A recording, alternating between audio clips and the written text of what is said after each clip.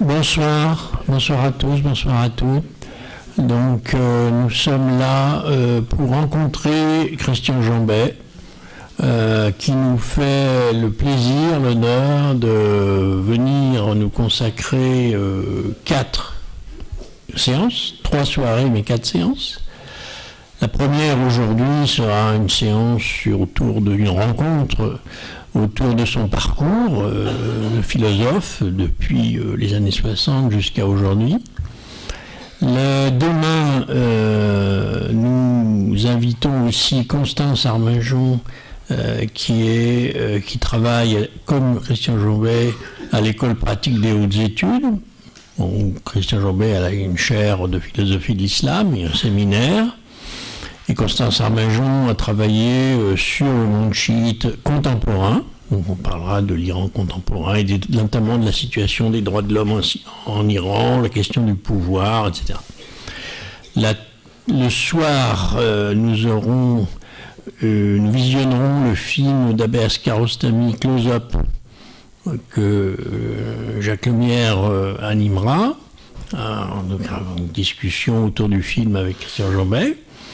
Et dimanche, nous aborderons les questions centrales aujourd'hui dans la recherche de Christian Jambet, le caché, l'apparent, l'ésotérique, l'exotérique, avec un de ses collègues de l'école pratique des hautes études, Pierre Laury, qui travaillait sur la mystique musulmane, et Joëlle Ancel, qui a travaillé, elle, sur la mystique juive du XVIIe, XVIIIe siècle, et qui, philosophe aussi, et qui viendra parler des convergences ou des échos d'une mystique dans l'autre ou d'une spiritualité dans l'autre. On précisera tous ces termes à ce moment-là.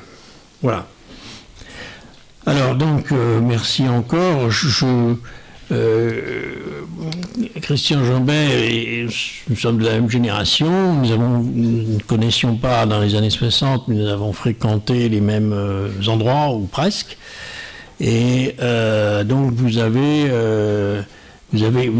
étiez en 68 et un peu avant un militant de l'UJCML, c'est-à-dire d'un principal courant maoïste français, et qui a participé au mouvement de même et sur des positions parfois un peu bizarres, qui ont valu une sévère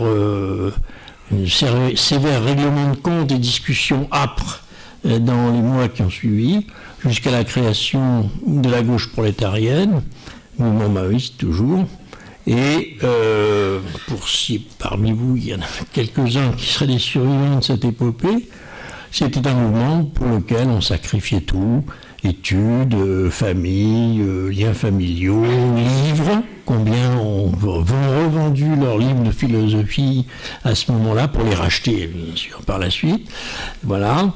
Et puis, bon, ce mouvement maoïste, ça veut dire aussi que le référent, c'était la Chine, et que ce maoïsme, on pourrait le qualifier d'imaginaire, il ne veut pas dire inauthentique. Je pense qu'authentique, il l'était, mais imaginaire, comparé à ce qu'il était là-bas. Et Christian Jambet pourrait, s'il le veut, nous en dire quelques mots. Et je cite par exemple un document complètement oublié, heureusement, qui s'appelle la lettre en 16 points, de 1966, signé de Mao lui-même, qui disait, en gros, c'est le texte qui a lancé officiellement la révolution culturelle, il disait, cette révolution vise à changer l'homme dans ce qu'il a de plus profond.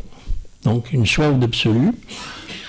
Soif d'absolu, pour un philosophe, c'est une chose.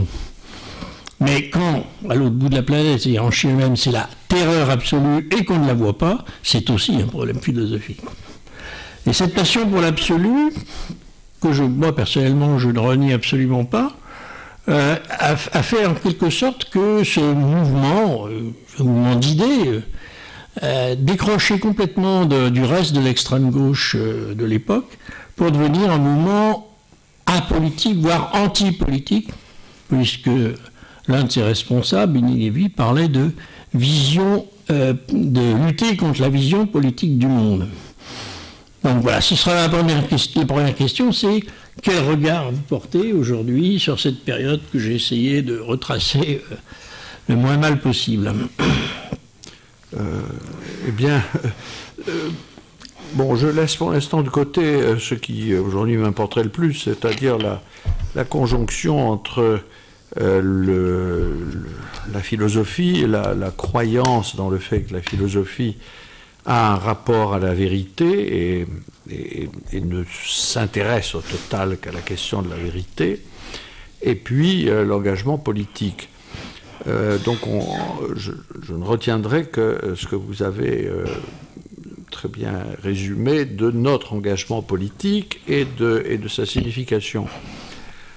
Avant 68, ce qui a déclenché, je crois, le ralliement au marxisme de toute une génération à laquelle on appartenait, enfin moi en tout cas ça a été mon cas, c'est précisément la rencontre entre un élan philosophique nouveau donné au marxisme par Louis Althusser et la révolution culturelle chinoise. Si on regarde les dates, le livre de Louis Althusser pour Marx paraît en 1965, la révolution culturelle 1966. Le recueil intitulé Lire le Capital, c'est un an après. Or, déjà, quand on reprend aujourd'hui Lire le Capital, l'ouvrage issu d'un séminaire dirigé par Althusser, on s'aperçoit qu'il est question de tout sauf du capital de Marx. Donc c'était quand même un rapport déjà très étrange à la théorie. Et parler de ce moment philosophique, ce serait parler de l'articulation et donc de la découverte par nous de l'articulation entre Lacan, Althusser, donc psychanalyse et marxisme, et plus généralement les sciences du langage et les sciences formelles. J'accordais beaucoup d'importance à ce moment-là, ça devait être même ma première vocation, à la logique. Les textes de Cavaillès ont joué un très grand rôle dans la formation, disons, du formalisme logique, voire du logicisme de toute une génération. Alors la rencontre avec le maoïsme, ce qui est très étonnant, c'est que c'est la rencontre avec la révolution culturelle proprement dite.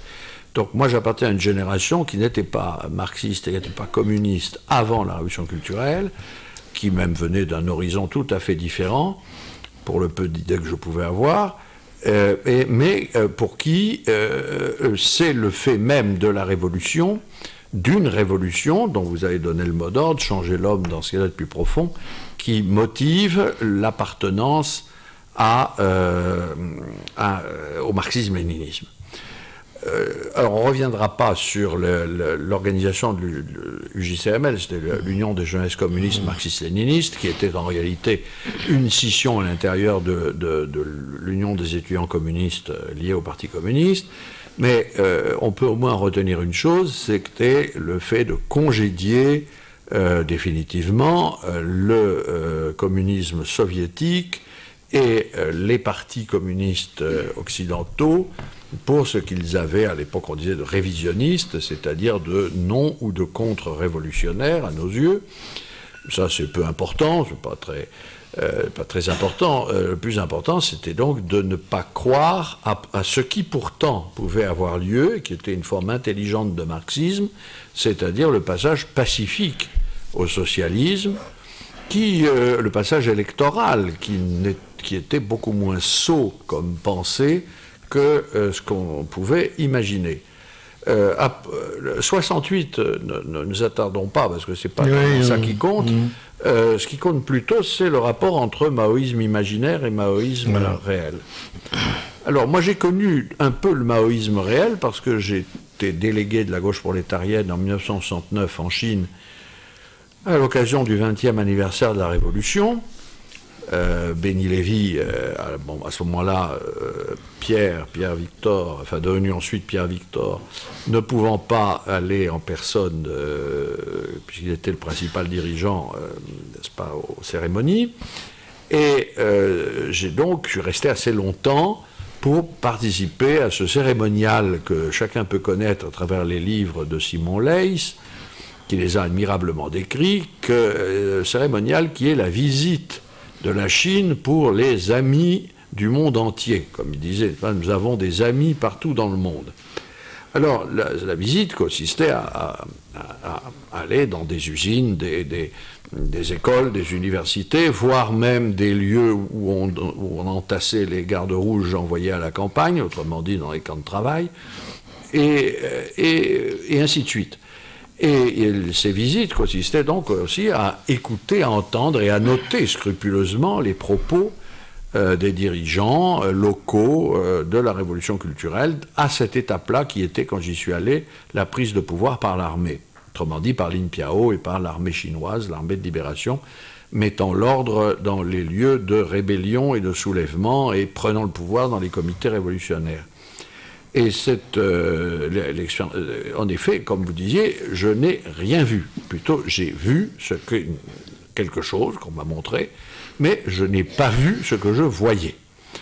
Je n'ai pas vu ce que désormais je peux lire, y compris dans mes notes, dans mes carnets, en vérifiant auprès des historiens que je peux lire, de la tragédie qu'a été le soulèvement des gardes rouges, les mouvements de rectification dans les campagnes, dans les communes populaires et dans les villes, et bien entendu l'écrasement des rebelles révolutionnaires par ceux-là même qui les avaient soulevés lorsque l'heure eut sonné de les écraser.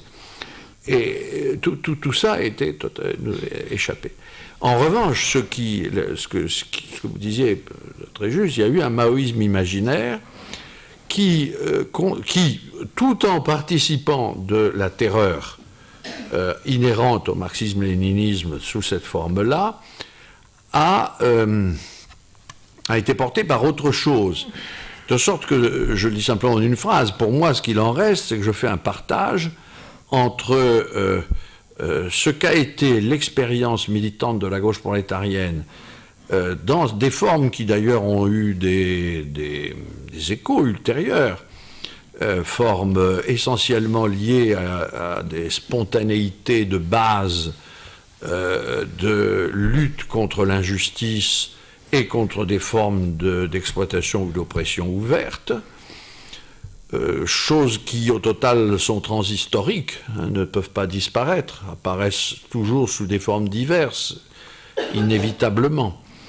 Et puis alors, donc, partage entre ça, que je considère comme étant un noyau, pourrait-on dire, spirituellement intéressant, ou en tout cas pas absolument débile, et puis l'environnement théorique du marxisme-léninisme, qui lui a sauté. Voilà, sauté. Alors il a sauté en partie, si vous me direz si vous êtes d'accord là-dessus, grâce à ceux qu'on appelait dédaigneusement les démocrates, qui étaient des philosophes, le démocrate Michel Foucault, par exemple, excusez du peu, et Maurice Clavel, pour qui vous aviez, pour les deux d'ailleurs, un attachement profond, et qui n'était pas marxiste, qui ne revendiquait pas du marxisme, mais qui nous aimait bien, et qui, en quelque sorte, ont été des éveilleurs, ou qui ont permis à certains, dont vous êtes, d'avoir une issue pas trop malheureuse à cette période qui s'achève en 1974. Oui, enfin, il y a deux aspects. Il y a, si vous voulez, les démocrates, c'était une chose. Les démocrates, c'est les compagnons de route. On appelait ça aussi les progressistes. Alors, avec un peu de dédain. C'est ceux qui protégeaient les militants de leur autorité ou de leur prestige, qui faisait que le nombre de procès était limité, en quoi qu'il y ait eu des centaines de gens emprisonnés, quand même, de la gauche prolétarienne. Mais enfin, disons, ça n'aboutissait pas au pire. Et puis, c'était aussi des gens qui pouvaient monter des institutions on pourrait dire périphériques du militantisme, mais qui ont survécu. La création de Libération vient de là, du journal Libération, l'agence de presse Libération, qui a précédé Libération. Il y avait une cellule cinéma où il y avait Jean-Luc Godard, Marceline Loridan, qui vient de mourir, bon, Joris Ivens, mais aussi bien tout un tas de gens de l'ancienne Nouvelle Vague. Bon. Alors tous ces gens-là, c'était les progressistes. Foucault ou Clavel avaient un autre statut. D'abord parce qu'on ne serait jamais permis d'avoir envers Foucault, je dirais pas le dédain, mais en tout cas un tout petit peu l'esprit de direction qu'on pouvait avoir avec d'autres. Mais Foucault, vous dites bien Foucault et Clavel, c'est un peu différent. Clavel a été la cheville ouvrière de l'agence de presse Libération, et donc a beaucoup fait pendant le militantisme pour développer l'idée selon laquelle, au fond, les médias jouaient un rôle décisif en politique et qu'il fallait une indépendance médiatique lorsqu'on faisait une politique subversive. Aujourd'hui, ça s'appellerait les réseaux sociaux. Bon. Quant à Foucault, avec Pierre Vidal-Naquet et Claude Mauriac, il avait fondé le groupe Information Prison, qui a mis le premier l'accent, non plus sur des révoltes prolétariennes, comme on disait, mais sur tous ces soulèvements ou tous ces problèmes naissant de formes de pouvoir extérieures à la stricte exploitation d'usines. Sauf que, comme vous disiez, ils n'étaient pas marxistes. Alors Foucault ne l'a jamais été, Clavel venait du catholicisme de droite, et c'est même avec Maurice Clavel que le catholicisme redevient une force politique en France. Il faut penser à l'importance qu'il a eue par ses livres, par son écho dans le Nouvel Observateur, etc. Quelqu'un qui a énormément compté. Et ni l'un ni l'autre ne sont de gauche, au sens où on dit aujourd'hui qu'on est de gauche ou de droite, je ne sais plus d'ailleurs. Bon. Il ne venait pas de la gauche, Clavel était un gaulliste historique, Foucault, certainement pas catalogué à gauche, donc c'est autre chose. Et or, ils ont, moi je me souviens très précisément, par exemple, de la parution du livre de Pascalini, Prisonnier de Mao, que Michel Foucault me mettait sous le nez en souriant. Qu'est-ce que vous en pensez? Bon, évidemment, je ne l'avais pas lu, ça allait de soi. Je l'ai lu depuis. Quant à Clavel, il avait fait de la ruine, pourrait-on dire, de la philosophie allemande du XIXe siècle, culminant chez Marx, son cheval de bataille. Il considérait que s'il y avait un projet de libération ou d'émancipation, ce serait sur les ruines de cette métaphysique. Alors, je ne participe pas du tout à ce type de réflexion, mais le moment clé, tout de même, c'est la question que se posait quelqu'un comme Foucault, au moment où il écrivait « Surveiller et punir », c'était comment peut-on casser la domination absolue du marxisme sur toute réflexion historique et philosophique, et donc politique, telle qu'elle avait été au fond consacrée par celui pour qui n'avait pas une estime considérable, c'est-à-dire Sartre.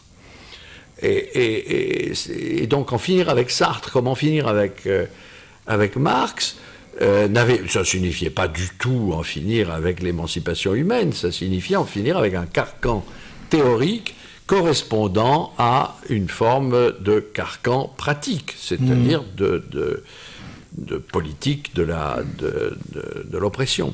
Alors l'autodissolution de la gauche prolétarienne, la GP comme on disait, c'est 1974, et apparaissent alors les rencontres de Vézelay, où vous étiez, ou des groupes qui sont appelés, qui comportaient plusieurs noms, d'anciens Mao, les cercles socratiques, ou bien le séminaire de Jean Zaclade et Charles Mopsy qui s'appelait Messianisme et Révolution, qui se tenait le dimanche rue Dieu, à côté de la République, ça ne s'invente pas.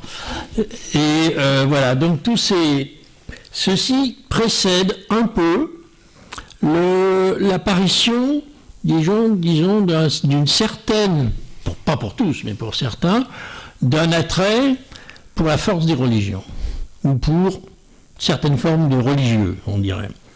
Et en témoigne ce titre, quoi, Messianisme et Révolution. qui pour vous reste signifiant, puisque vous avez quand même travaillé sur les Ismaéliens, sur Alamout, des choses comme ça. Et bon, pour certains, ça va aller du côté des études juives, pour d'autres, ça va être autre chose. Donc voilà. Oui, quel regard vous portez là-dessus? Oui, messianisme et révolution, ça dit bien les choses. Je crois que, bon, on l'a écrit avec Guy Lardreau en 1976, dans le premier livre qu'on a écrit ensemble, L'Ange. Nous considérions que le modèle... Enfin, il fallait comprendre le présent. Comprendre le présent, c'était comprendre la révolution culturelle dans ce qu'elle avait de plus radical, et à travers la compréhension de ces mouvements limites, de ces mouvements extrêmes, comprendre la signification métaphysique d'un désir de rupture radicale sans lequel, évidemment, tout le reste du discours révolutionnaire ou même réformiste tombe totalement à plat. Eh bien, nous sommes tournés vers les modèles de révolution culturelle. Je continue, hein, je n'ai pas du tout abandonné ce thème qui est apparu dans ces années-là. Je travaille à l'heure actuelle sur la révolution culturelle en Iran qui a commencé en 1501 avec l'instauration du chiisme comme religion d'État. On a travaillé, Lardreau, lui, sur ce qu'il appelait révolution culturelle chrétienne, c'est-à-dire ce vaste mouvement de renversement du vieux monde qui s'est déployé dans les 4 premiers siècles du christianisme. Nous parlions, bien sûr, d'autres formes de révolution spirituelle. Quant au messianisme, qui est essentiellement un fait juif, mais dont on trouve, bien entendu, sa traduction dans cette élaboration du fait juif qu'est la vie et la mission du Christ, et on le trouve aussi dans des élaborations islamiques. Vous vous rappelez, en effet, j'ai consacré au moins 2 livres à cette affaire du messianisme radical en milieu chiite. Tout cela nous passionnait. Donc il y a eu un mouvement pour se mettre aux langues fondamentales, M. Lardreau apprenant le syriaque, le copte, etc., ou un retour à certaines langues pour ceux qui les connaissaient déjà. Je ne sais pas comment a fait Benny Lévy, par exemple, pour son rapport à l'hébreu. Bon, bien entendu, pour Mopsic, une parfaite connaissance de l'hébreu et de l'araméen. Donc le retour n'est pas un retour au religieux, mais bien au retour, cette idée selon laquelle il y a une détermination, je ne dirais pas en première instance, mais de toute façon autonome de la religion dans ce qui concerne les mouvements extrêmes de type messianique qui gouvernent au total notre histoire, mais aussi évidemment dans les mouvements révolutionnaires. Et pour ma part, et là j'ai choisi, si j'ose dire, le domaine de l'islam iranien. Tout ceci se passe entre 1974 et 1979. La révolution iranienne 1979 ne m'a pas dissuadé de la pertinence, au moins relative, de cette idée que nous avions tous. Voilà. Et que la science des religions pouvait, maintenant je lui trouve d'autres mérites, hein, mais pouvait avoir pour intérêt de nous sortir précisément de la problématisation marxiste dans laquelle la religion n'a aucune place. Et je suis frappé encore aujourd'hui, si je parle avec des intellectuels aussi brillants qu'Alain Badiou, par exemple, n'a absolument aucune idée de ce qu'est une religion. De même d'ailleurs qu'il n'a aucune idée de ce qu'est une guerre, et bref, de tout ce qui compte, quoi. Bon, c'est un peu ennuyeux, ça, c'est un peu ennuyeux. Bon, non, mais t'as raison. Voilà, et donc, c'est ça, parce qu'on a beaucoup dit retour religieux, conversion, Benny Lévy redevient une sorte ou alors Jean B, chrétien, ou musulman, ou non, je suis philosophe. Voilà. Non, mais bon, par cette question de la révolution iranienne de 1979... Mais on va y revenir à cause de Foucault. Bah, évidemment, parce que ce que vous disiez sur le messianisme, par exemple, un des mouvements messianiques, la guerre des paysans en Allemagne au XVIe siècle, Engels a consacré un méchant article dans lequel il dit « La religion, dans cette affaire, est un simple prétexte, une couverture, pour autre chose que la révolution sociale. Et c'est ça que je me semble qui voit en éclairage. Voilà, mais qui continue à être soutenu encore aujourd'hui, bien sûr, par exemple, touchant la révolution iranienne islamique ou d'autres. Si vous voulez, je prendrai les choses. Donc, il y a eu en effet plusieurs de nos camarades, Brière et Blanchet, qui sont partis, ont écrit un livre. Foucault se transforme en journaliste transcendantal, un peu à la Clavel, pour aller enquêter, et rapporte des articles que tout le monde connaît, que chacun peut lire. Maintenant, ils sont rassemblés et commodément publiés. Moi, je me souviens parfaitement, premièrement, du fait... Alors, j'ai publié moi-même un article à ce moment, au moment de la Révolution, qui était exactement contraire à tout ce qu'écrivait Foucault au même moment. Ce qui n'a pas empêché Foucault de considérer que nous étions d'accord sur l'essentiel, sur en quoi il avait raison. L'accord essentiel portait sur le fait que quelque chose de radicalement neuf apparaissait pour l'époque, qu'il a appelé, lui, spiritualité politique. On va y revenir, faire spiritualité politique. Moi, je considérais que ce qu'il ne voyait pas, je n'aurais pas dit ça comme ça, étant mon infini respect pour lui, il faut voir les choses quand même dans leur contexte réel, mais en tout cas, ce qu'il ne voyait pas, c'était la prise de pouvoir, c'est-à-dire une révolution politique, une révolution politico-religieuse et une théologie politique à l'œuvre. Il y a matière à débat. Mais évidemment, ce que ça mettait c'était la révolution iranienne, qui est le commencement de toute une série d'événements dans lesquels nous sommes aujourd'hui, c'est-à-dire la flambée de l'islam politique qui n'est pas achevée et qui n'existait pas avant. C'est dans le monde chiite que c'est apparu. Tout cela nous a profondément importés. Et c'est à ce moment-là, d'ailleurs, par exemple, que Béni Lévy, après avoir fait fonder les 10 paroles, la collection de textes hébreux, décide qu'on va, chez Verdier, fonder une collection islam spirituel de textes d'islam. Donc, il y a une entreprise de savoir. Guy Lardron a publié un très beau livre, Discours philosophique et discours spirituel, qui dit tout, déjà, à ce moment-là aussi. Et voilà. Alors, je vais revenir un petit peu sur Foucault. Dans leur livre, Claire Brière et Pierre Blanchet sont un peu estomaqués quand Foucault leur dit qu'il a vu défiler la volonté générale sous les fenêtres de son hôtel. Comme Hegel avait vu l'esprit du monde en Napoléon, etc.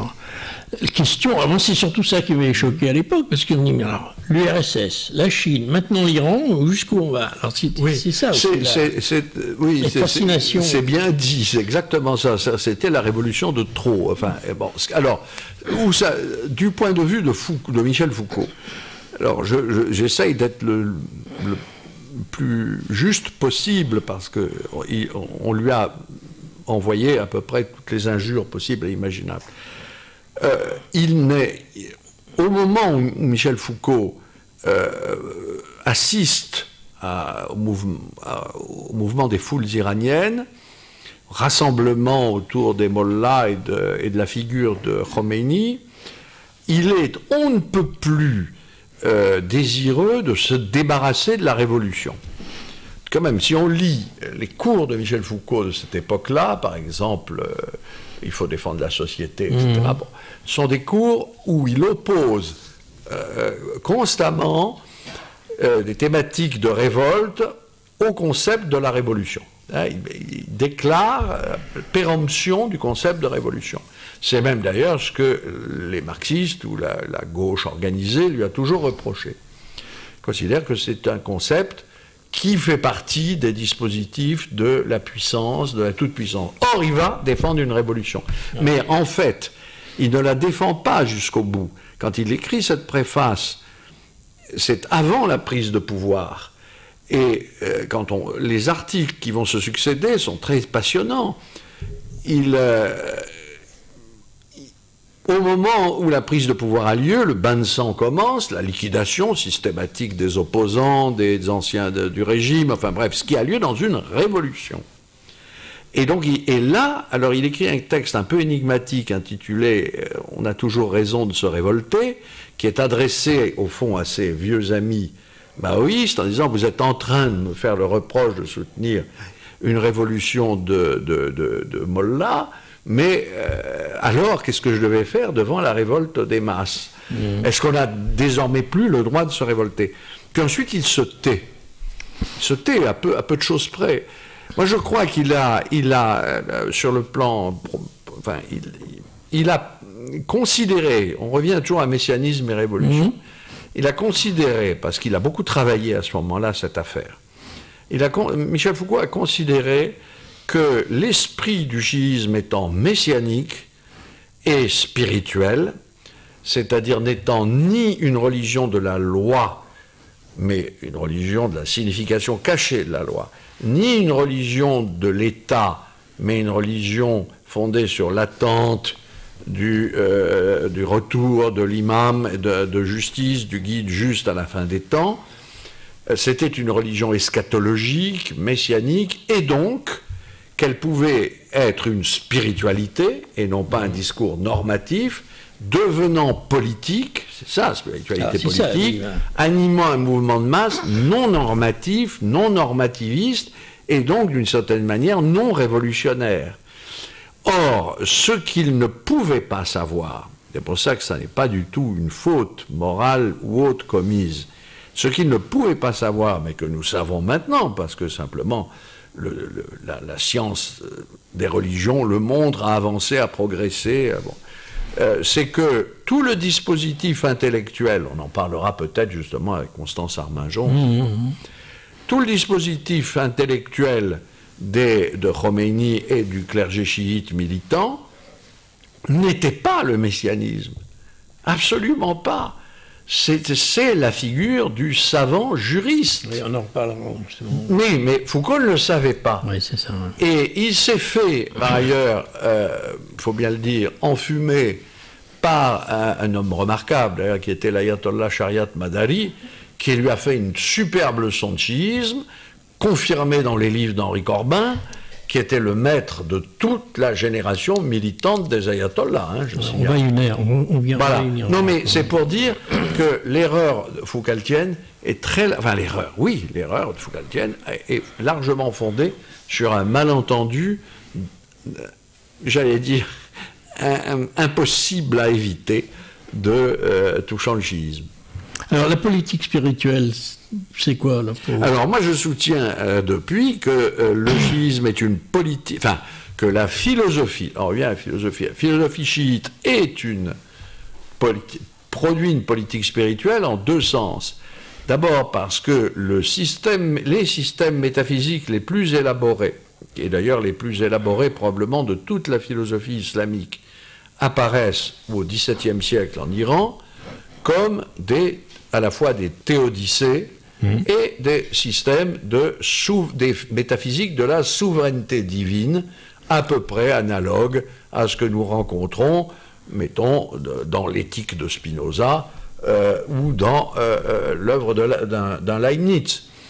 Nous avons des philosophies de l'essence divine, de ses attributs, de ses modes et de ses actes qui relèvent, disons, d'une ontologie de l'islam entièrement élaborée dans le sens d'une politique divine. D'ailleurs, l'expression existe en arabe, siyasa ilahiya.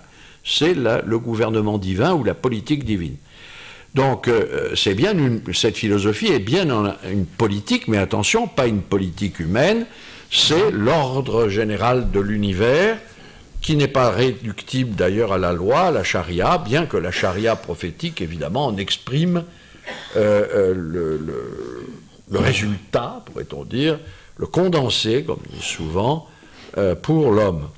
Mais cette politique est spirituelle, donc c'est exactement l'inverse de la spiritualité politique, parce que ce qu'elle vise, c'est à guider, instruire, libérer, émanciper, attention, pas justement dans l'ordre d'un messianisme temporel, mais dans l'ordre retrouvé de ce que le platonisme avait présenté comme le fait de s'évader au plus tôt, hein, je cite de mémoire, un monde en lui-même ténébreux. Autrement dit, une évasion spirituelle ou intérieure Et je prendrai comme image de cette politique spirituelle les représentations de la cité des âmes pures, c'est-à-dire des disciples de la philosophie, de la métaphysique, qui découvrent la seule liberté humaine qui leur reste, ou qu'ils puissent véritablement exercer,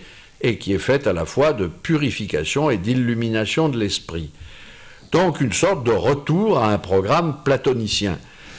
Ce qui est vrai, c'est que Khomeini, pour conclure avec l'affaire de la spiritualité politique, Khomeini, qui a enseigné pendant 20 ans la philosophie islamique, et spécialement ces auteurs auxquels je fais allusion, et auxquels j'ai consacré plusieurs livres, Khomeini a retourné comme un gant la politique spirituelle en spiritualité politique.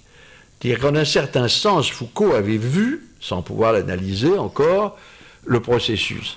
C'est-à-dire que là où les métaphysiciens de l'Iran décrivent une souveraineté divine au cœur de laquelle il y a un homme qui doit se perfectionner, viendront, Khomeini abandonne, pourrait-on dire, abandonne le terrain et ne s'intéresse qu'aux effets politiques de la connaissance spirituelle. C'est-à-dire, il ne garde qu'une seule chose, c'est l'idée d'un guide divinisé par sa science, par son autorité, par sa connaissance.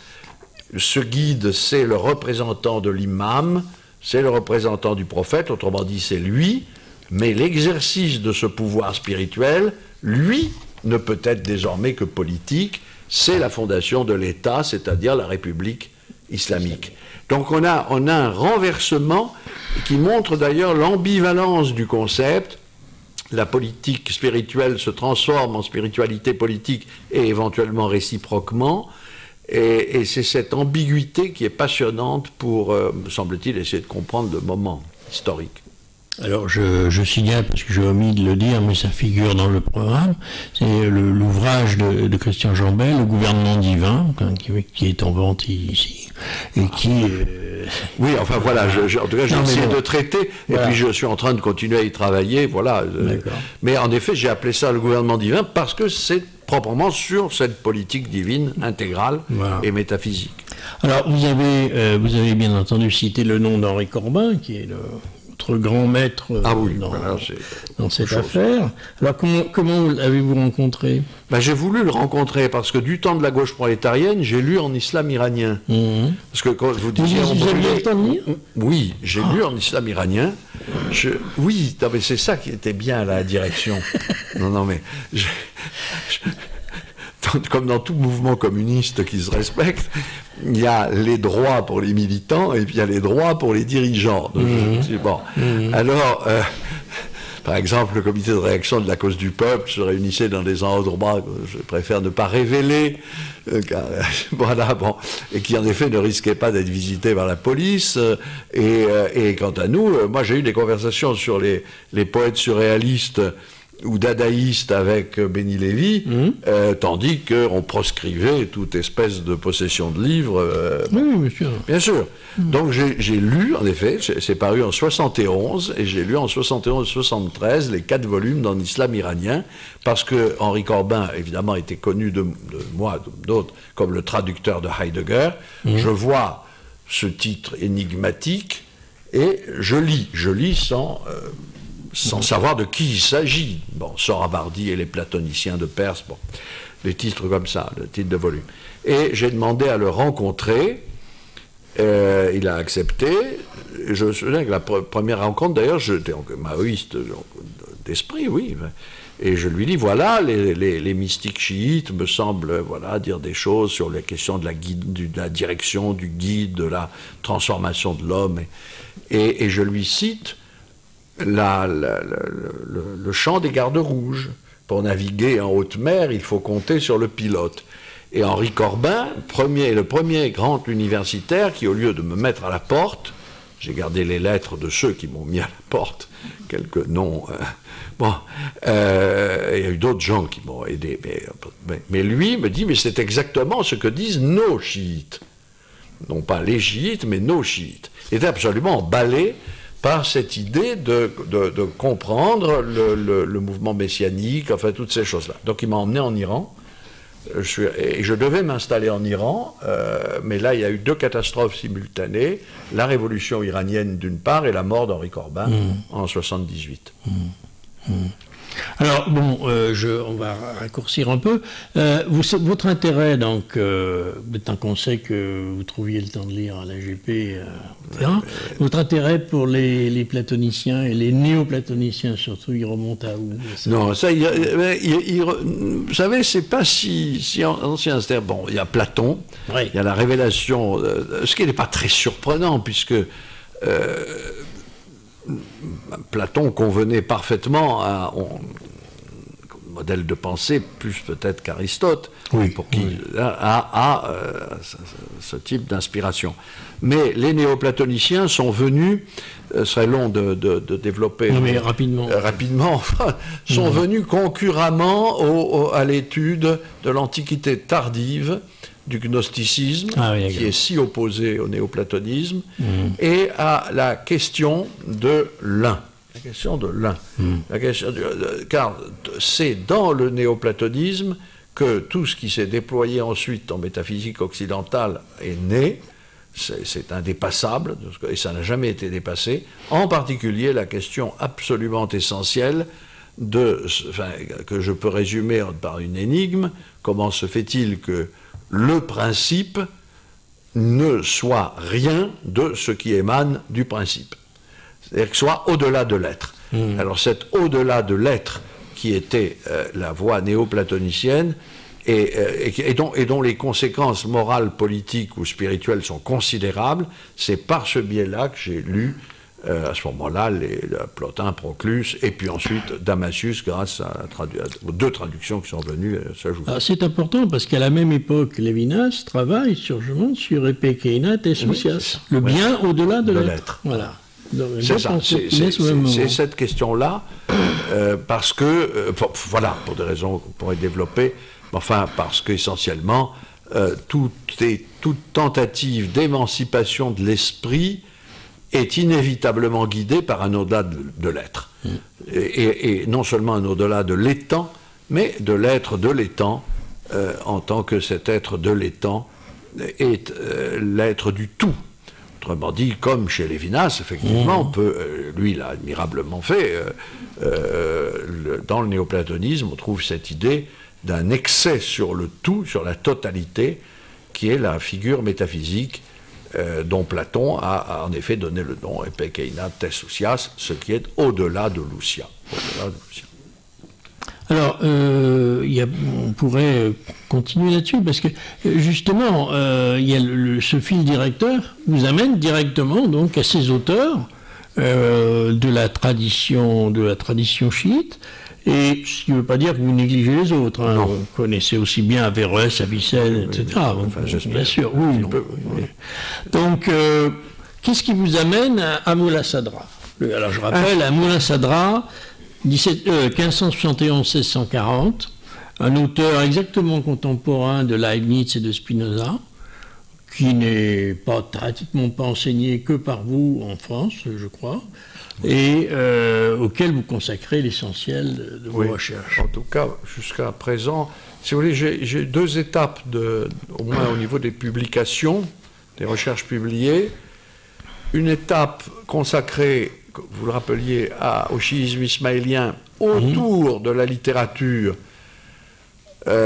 contemporaine des événements de la Grande Résurrection en 1164 et de ce qu'on a appelé, que tout le monde connaît trivialement sous le nom des assassins, c'est-à-dire le chiisme révolutionnaire ismaélien qui a lui-même sa propre histoire, qu'il serait trop long ici de raconter, mais qui va donner quelques chefs-d'œuvre philosophiques de premier ordre, dont j'ai traduit au moins un, et sur quoi j'ai essayé d'opérer un livre dont la méthode est figuriste, si je puis dire, qui parle par figure. Alors, mon livre sur Alamout est un livre opérant selon une méthode qui présuppose que les figures comme celle de la Grande Résurrection et du mouvement ismaélien préfigure d'autres choses à venir dont je pouvais avoir encore à ce moment-là le souci d'expliquer la signification, et en particulier l'expérience extrême du maoïsme imaginaire, on va désormais l'appeler ainsi. Voilà. C'est pour ça que c'est noué dans ce bouquin. J'ai une phase de transition où j'ai traduit des poètes, et puis ma rencontre avec Mollah Sadra, je vais dire ensuite un petit peu quand même pourquoi ça n'est pas simplement une lubie personnelle, a commencé très tôt, en 1976. Et mon apprentissage de l'arabe a coïncidé quasiment avec le début de la lecture de Mollah Sadra. Mollah Sadra, qui s'appelle en réalité Sadruddin Shirazi, Sadruddin de Shiraz, est le plus grand philosophe iranien de l'école dite d'Ispahan au XVIIe siècle, et il est probablement, après Avicenne, le plus grand philosophe que l'islam ait jamais connu. Il est, en outre, le dernier grand métaphysicien de l'islam, de sorte qu'il est à la fois une sorte de saint Thomas et de Hegel pour l'islam. Une œuvre tout à fait considérable, en taille, c'est pas... à peu près 80 volumes, grand format, enfin voilà, c'est la taille des œuvres d'un Ibn Arabi, d'un saint Thomas, voilà, c'est monumental. Et il est un auteur systématique, et systématique dans toutes les disciplines que la philosophie islamique a rencontrées. Et en outre, quoique chiite, il est un penseur universel et universaliste, qui cite et récapitule à peu près tous les grands penseurs de l'islam antérieur, de sorte d'ailleurs qu'il faut les étudier pour les repérer dans ses textes, à lui, mais que lui-même nous offre au fond une sorte d'histoire philosophique de la philosophie islamique. Un petit peu comme Hegel a écrit une philosophie de l'histoire et une histoire de la philosophie. Et enfin, il a construit une ontologie de l'islam parachevée, synthétisant un héritage multiple. D'un côté, l'héritage de la pensée d'Avicenne, qui est à l'origine de toute la métaphysique occidentale, l'héritage évidemment à travers Avicenne et Farabi des Grecs, l'héritage du Plotin traduit en arabe, donc du néoplatonisme hellénique passé en langue arabe, l'héritage de Sohravardi, le grand penseur fondateur de l'école illuminative au XIIe siècle, et enfin l'héritage d'Ibn Arabi, qui est le plus grand mystique de l'islam sunnite. Ce qui indique bien que c'est bien une philosophie universalisante et universaliste, qui permet d'accéder à peu près à l'historique de tous les grands problèmes métaphysiques de l'islam, dont ceux que nous évoquions un tout petit peu. Alors il méritait évidemment qu'on s'y attarde un petit peu. Là, j'espère faire un dernier livre, enfin c'est pas que j'espère, je suis en train de le faire, j'espère l'achever en tout cas, un dernier livre qui lui sera consacré. Enfin on dit toujours c'est le dernier, puis après on essaie d'en faire un autre, mais parce qu'il y a d'autres figures métaphysiques à la même époque. C'est un philosophe de l'ordre divin, mais c'est un philosophe de la liberté de l'âme. C'est un homme qui aurait plu, je crois, par exemple, à Yankelevitch. J'en parle en selle. Ouais. C'est un homme pour qui l'existence est la seule réalité. Les quiddités, les définitions. Par exemple, un homme a une définition. Sa définition, c'est animal raisonnable. Il a toute une série d'accidents de cette définition. Il est grand, il est vieux, il est petit, il est bon. Hein, il est français, il est bon. Mais sa réalité foncière, c'est ce dont sa définition est l'ombre. Et sa réalité foncière, c'est son acte même d'exister. Et tout sort de là. Or, l'acte d'exister, l'acte d'être, n'est rien d'autre que le nom même de Dieu. C'est-à-dire que la réalité que les hommes nomment Dieu, la réalité métaphysique, ça n'est rien d'autre que l'acte d'exister. Et donc, là, il y a une solidarité intime entre la singularité de l'existence humaine, je dis bien la singularité de X, Y ou Z, et la singularité absolue de l'existence divine. L'autre grande idée métaphysique, c'est que l'existence est mouvement. L'âme est mouvement, l'homme est mouvement, tout est mouvement, sauf peut-être l'essence divine qui est toute chose. Et ce mouvement est un mouvement éthique, de perfectionnement et d'intensification de l'acte d'exister. C'est ça qui m'a conquis dans cette philosophie, parce qu'enfin on ne travaille pas sur les philosophes seulement en tant qu'historiens, mais aussi en tant que philosophe. Bien sûr, surtout. Et est-ce que pour autant vous avez abandonné les Ismaéliens? Non, non, ça continue, mais parce qu'on a aussi des textes nouveaux. Les choses vont de mieux en mieux de ce côté-là. Si j'ai une minute pour raconter une découverte, allez.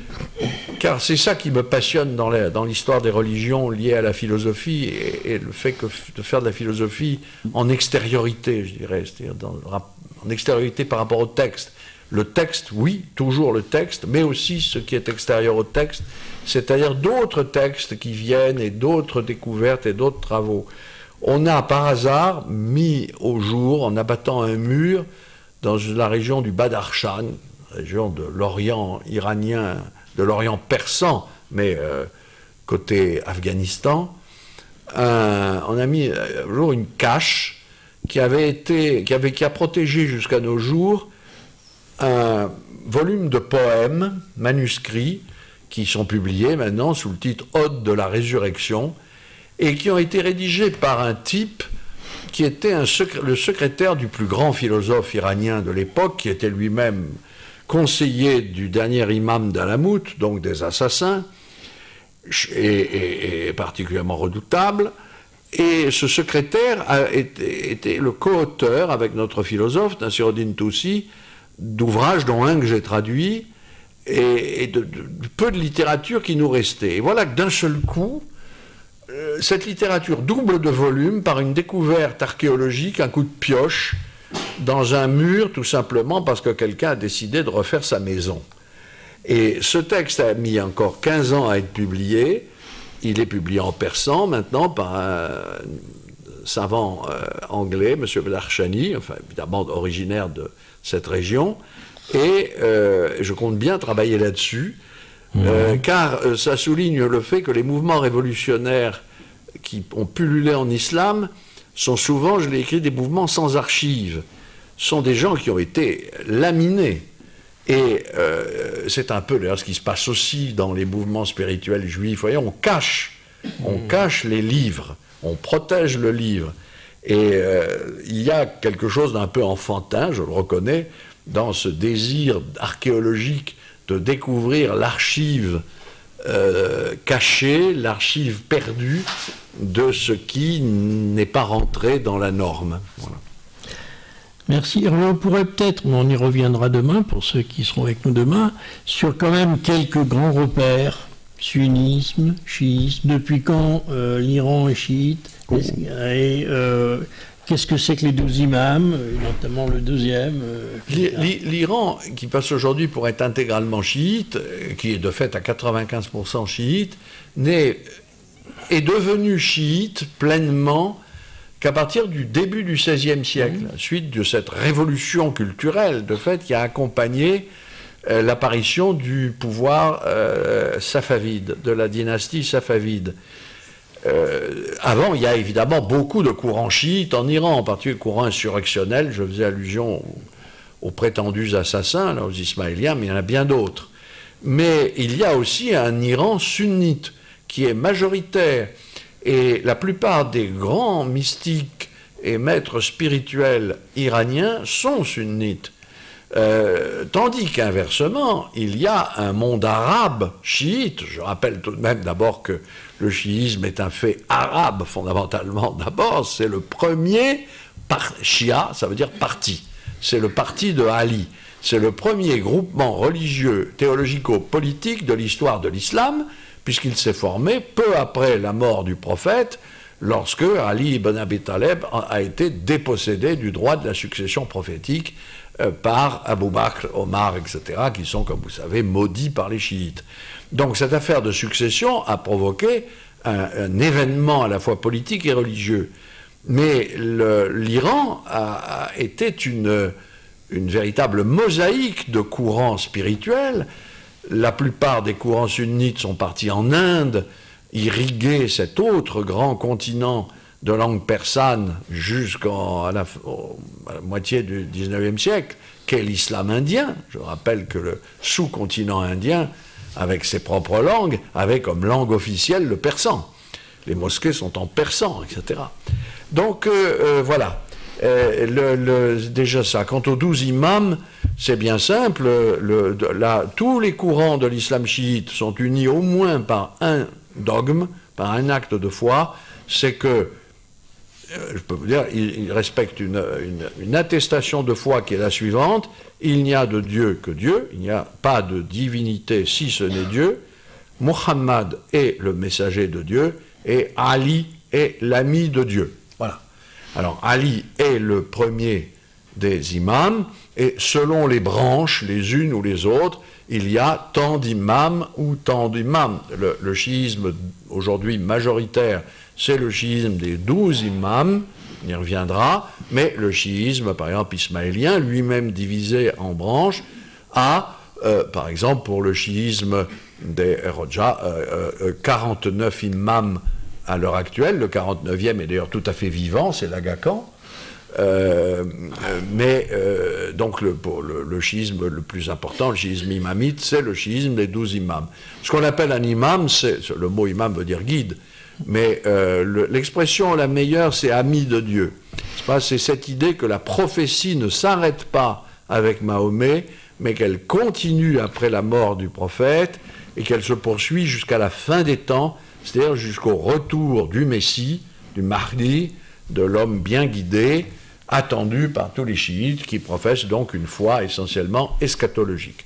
Voilà. Alors après ça, la figure de Ali elle-même prend bien des aspects. Donc c'est la religion de Ali. Ouais, le chiisme, c'est la religion de Ali, c'est la religion de l'imam, le prophète ayant un rôle relativement secondaire par rapport à la position fondamentale de l'imama. C'est ça la grande division avec le sunnisme, qui est une religion du prophète.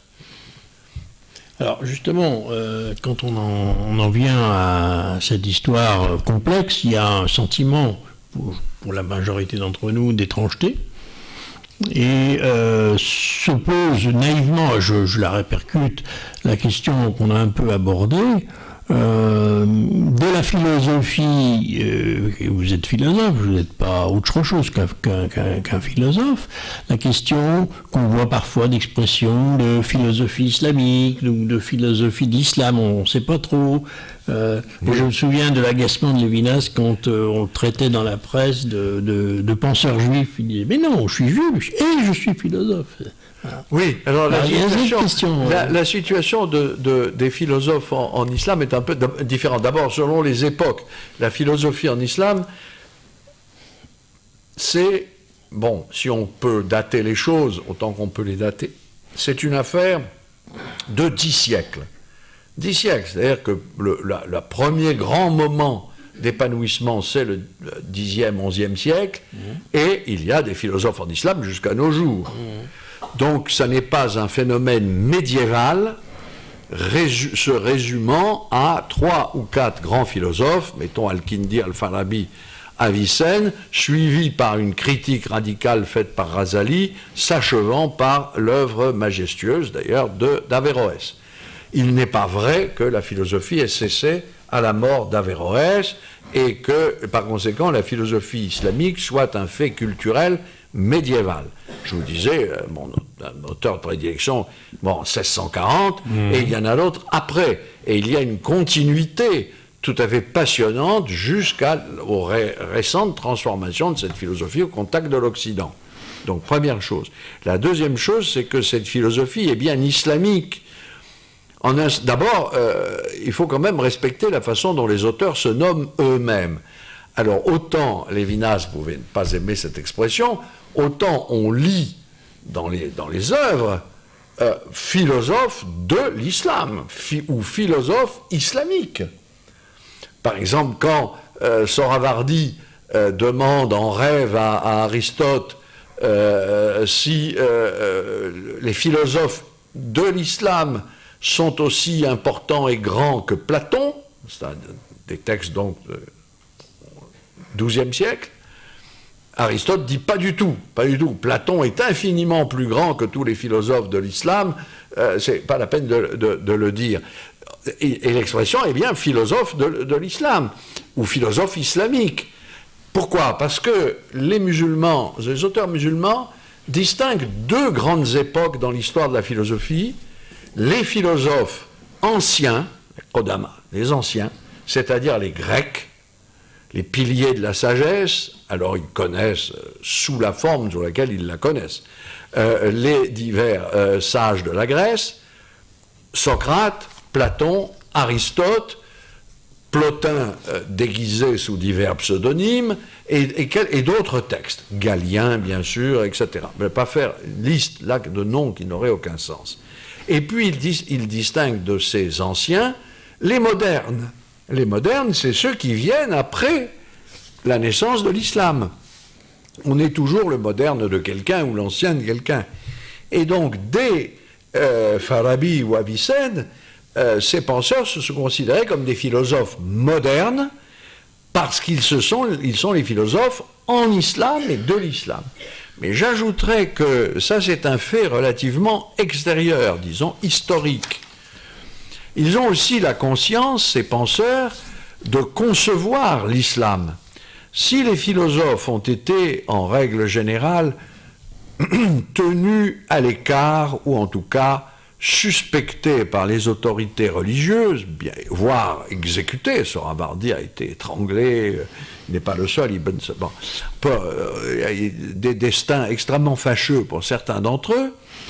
Autrement dit, si la philosophie est une discipline disputée et discutée, c'est qu'elle construit, moi c'est ce que je pense, preuve à l'appui évidemment, elle construit une religion du savant. C'est dit d'ailleurs par Averroès dans un de ses textes les plus fameux, qui est le traité décisif, que chacun peut lire, qui est traduit excellemment par regretté ami. Qu'est-ce qu'il faut entendre par là? Averroès l'a très bien dit, et au fond c'est tout à fait un jugement que partagent ses collègues. Ceux qui ont la capacité intellectuelle de philosopher doivent philosopher. Ça n'est pas simplement un pouvoir, c'est une obligation. La philosophie est une obligation pour l'élite intellective. Mais la masse, c'est-à-dire le commun, la âme en arabe, le commun des fidèles, n'a pas besoin, non seulement n'a pas besoin de la philosophie, mais ne doit pas philosopher, puisque le commun n'en est pas capable, et a pour guide la charia, la loi divine.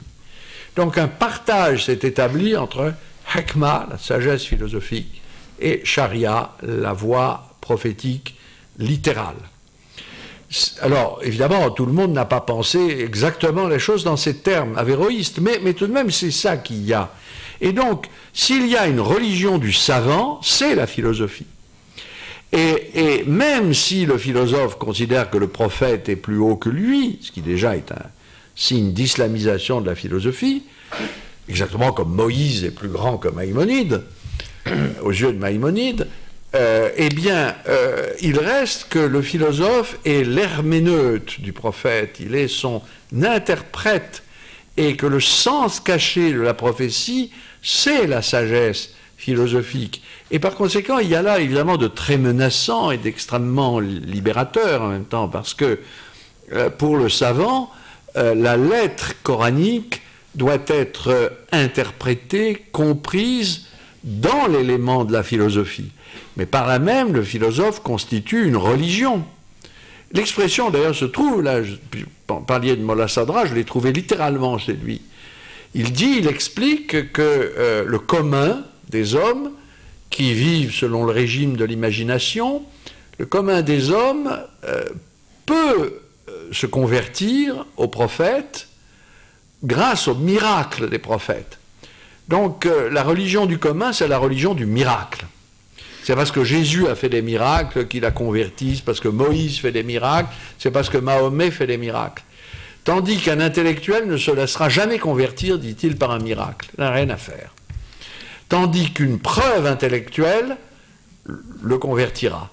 Donc il disjoint complètement le régime de la preuve intellectuelle, de la démonstration intelligible, et le régime du miracle. Pas besoin de dire que ce type de propos est absolument intolérable à l'islam l'égalitaire courant, mais qu'il pose évidemment un problème.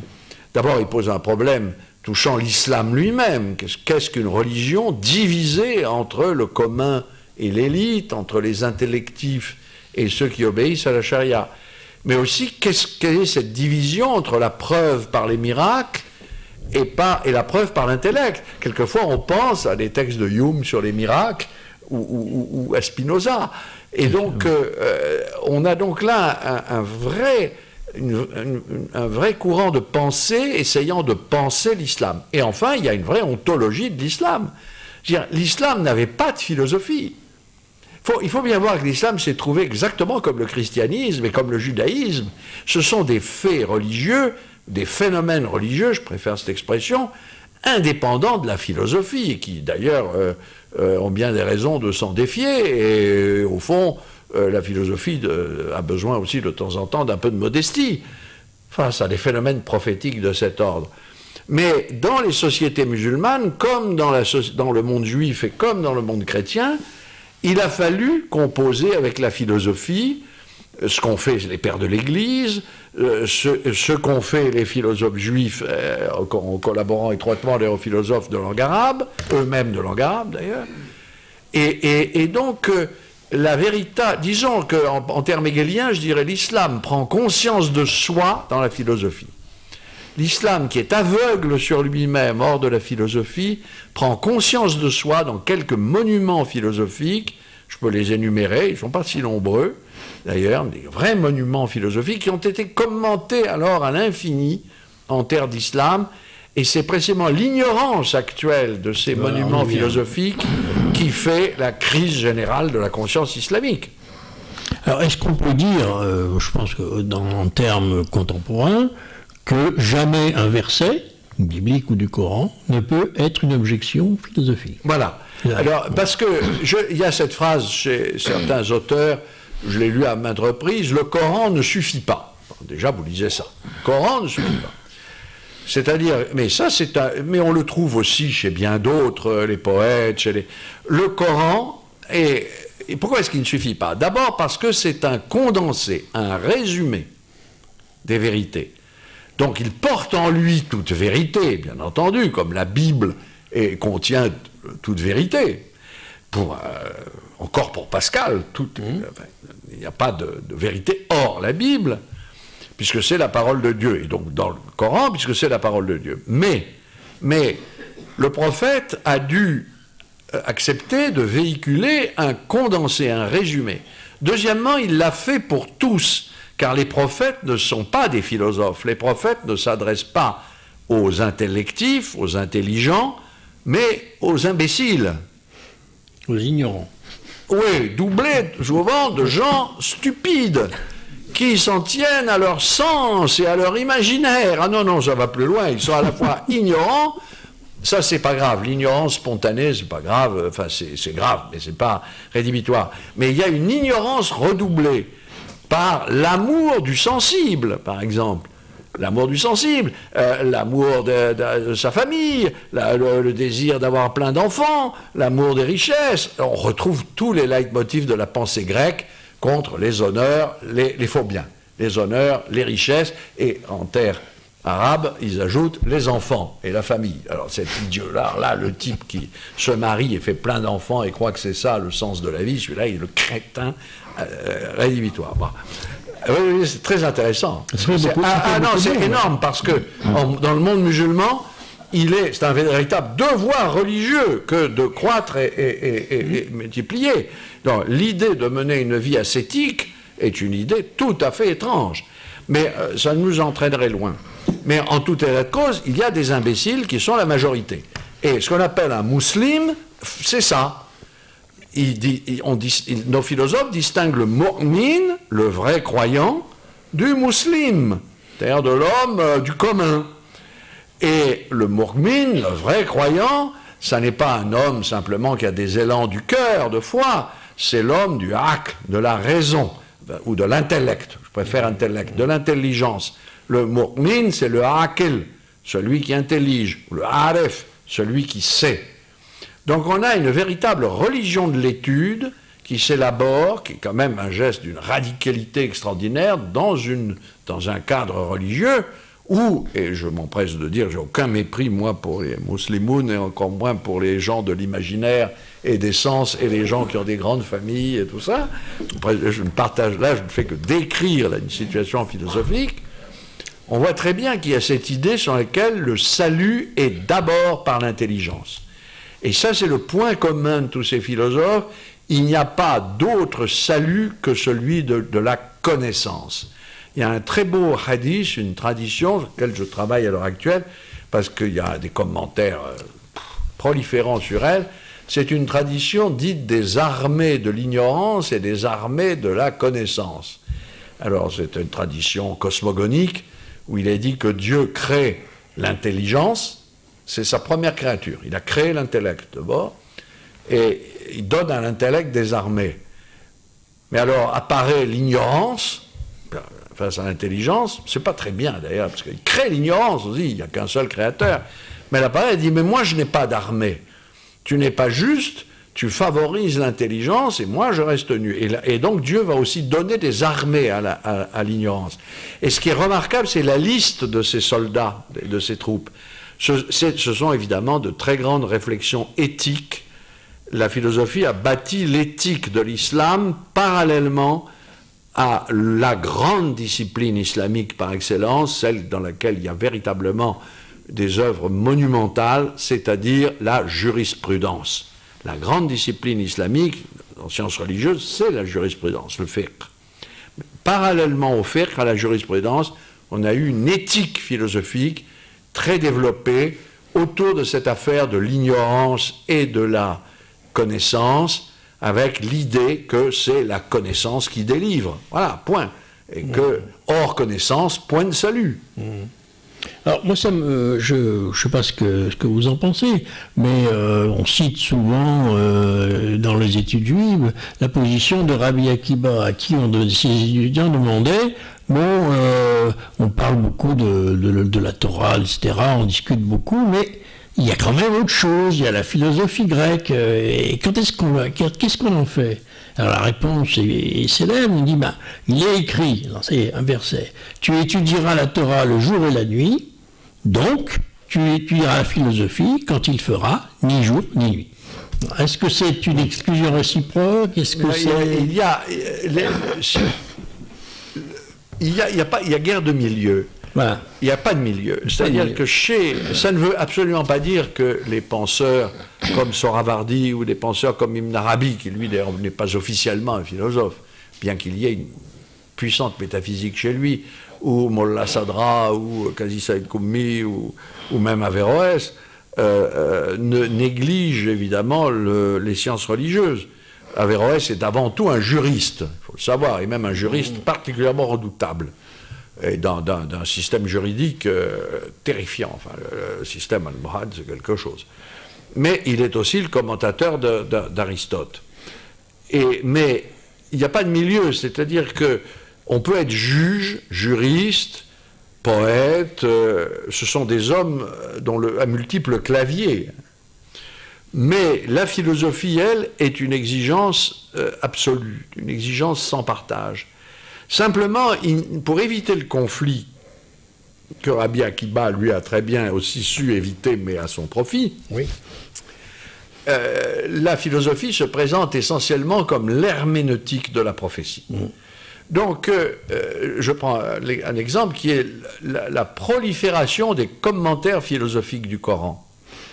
La philosophie n'est pas réservée, n'a pas pour seul style l'écriture systématique de traités dialectiques. La philosophie se trouve aussi dans d'autres modes d'expression, parmi lesquels le commentaire et l'exégèse. D'abord le commentaire d'autres philosophes, voire des textes grecs. Qu'Averroès soit connu pour une œuvre presque intégralement dans un commentaire, c'est dire l'importance du mode du commentaire. Le commentaire, c'est le tafsir, c'est-à-dire l'explication, le sharh, ça veut dire aussi expliquer, ta'wil, faire l'exégèse, bref, tout un ensemble de termes qui désignent bien le fait de faire sortir de la lettre le sens caché. Et donc, l'herméneutique de la prophétie ou l'herméneutique d'autres textes que le Coran permettent de soutenir, comme on le disait tout à l'heure, que le Coran ne suffit pas, mais aussi permettent de soutenir l'effort philosophique. Car alors, il n'est pas opposé à la Torah ou au Coran ou au texte sacré, si vous voulez, peu importe, puisqu'il est l'exégèse même du texte sacré. Alors, l'exégèse peut porter sur le Coran, peut porter sur les hadiths, peut porter sur toute forme de texte normatif et sacralisé, et vient alors permettre l'exposition philosophique. Je prépare, si Dieu veut, un livre sur un philosophe assez méconnu d'ailleurs de l'Iran, qui est mort lui en 1695, et qui était juge. Alors, il porte un nom, bon, Qazi Saïd Koumi, vous pensez, ça va avoir énormément de succès, ça. Et alors, ce malheureux Qazi Saïd Koumi, que j'aime beaucoup, a laissé une œuvre uniquement de commentaires, qui sont superbes, qui sont comme des tapisseries. Ce sont des commentaires proliférants, construits comme des tapisseries persanes. Il y a une esthétique de l'espace qui est extraordinaire. Mais il n'y a quasiment pas d'œuvre systématique. Et même ces rares traités systématiques sont encore des exégèses. Et on a des exégèses, d'exégèses, etc., etc. C'est ça le moyen de contourner, si vous voulez, l'obstacle. Sauf quand on a affaire, évidemment, à des abrutis anti-philosophes, comme le sont les hanbalites non mystiques, car il y a des hanbalites mystiques, ceux-là sont admirables, ou les wahhabites aujourd'hui, ou enfin... c'est ça, la doxa enseignée partout, selon laquelle il n'y a pas de philosophie. Moi, j'ai entendu tout de même quelqu'un venir me dire, comme ça, un cours sur Farabi, et me dire, les philosophes, il faut tous les brûler. Alors, comme il était entouré de quelques types, bon, j'ai dit, vous avez entièrement raison, parce que, bon, il faut tous les brûler. Et ça, c'est vrai, voilà, il y a un antagonisme tout à fait clair entre un certain type de religiosité, mais malheureusement, c'est loin d'être amusant, parce que je pense qu'aujourd'hui, la philosophie islamique est ce dont on ne veut rien savoir, y compris les pouvoirs publics. Y compris les pouvoirs publics. On passe tout. On veut faire des sites pour la rénovation de l'islam de France, on veut faire un tas de choses. Moi, je l'ai expérimenté, puisqu'on m'a demandé de participer. Et j'ai dit, ben alors, je vais venir avec les philosophes. Ah, non. Faites un cours sur le chiisme, faites un cours sur le sunnisme. Je dis, non, mais les philosophes, il faut que les musulmans de France aient accès à leurs philosophes. C'est leur bien. C'est un scandale. Ah non, mais ça va faire des vagues, ça va faire, etc. etc. Ben, j'ai dit, au revoir, messieurs. Bon, au revoir. C'est-à-dire qu'on accorde tout, sauf la philosophie. C'est en soi un sujet de réflexion. Pourquoi la philosophie devrait-elle être exclue, y compris du point de vue de l'État, du point de vue de la République? Parce que là, on touche... Non, les philosophes sont trop controversés en tant que philosophes. D'abord, c'est faux, ils ont souvent eu des positions considérables. Avicenne avait une position, il était vizir, il était... Enfin, d'accord, il a fui devant tout un tas de persécutions, mais enfin, figure centrale de la culture. Eh bien, non, il ne faut pas.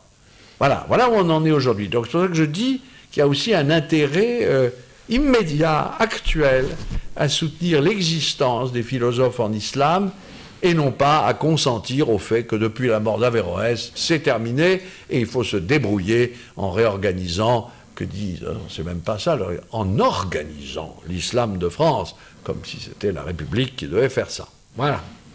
Alors, ça veut dire aussi que non seulement on ignore délibérément les philosophes, mais on refuse l'interprétation elle-même, on refuse l'herméneutique. Mais bien sûr, parce que l'interprétation philosophique est la plus riche, la plus inventive. Si vous voulez, le mode de...